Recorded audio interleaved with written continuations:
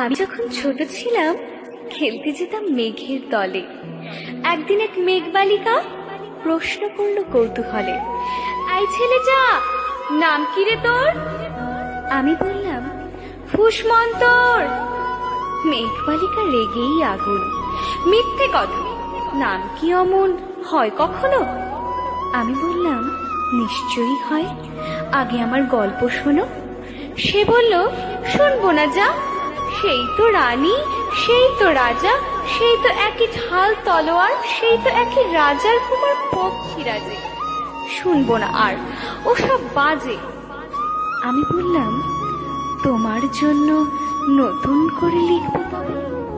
সে বলল, সত্যি লিখবি? বেশ, তাহলে মস্ত করে লিখতে হবে, মনে থাকবে, লিখে কিন্তু আমায় দিবি। আমি বললাম, তোমার জন্য লিখতে পারি এক পৃথিবী।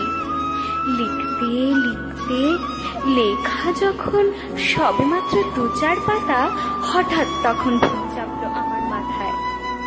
খুঁজতে খুঁজতে চলে গেলাম ছেলেবেলার মেঘের মাঠে। গিয়েই দেখি চেনা মুখ তো একটিও নেই এ তল্লাটে। একজনকে মনে হলো ওরই মধ্যে অন্যরকম। এগিয়ে গিয়ে বলি তাকে, তুমি কি সেই মেঘ বালিকা? তুমি কি সেই? সে বলেছে, মনে তো নেই, আমারও সব মনে তো নেই। আমি বললাম, তুমি আমায় লেখার কথা বলেছিলে। সে বলল, সঙ্গে আছে, ভাসিয়ে দাও গায়ের ছিলে। আর হ্যাঁ শোনো, এখন আমি মেঘ নই আর, সবাই এখন বৃষ্টি বলে ডাকে আমায়।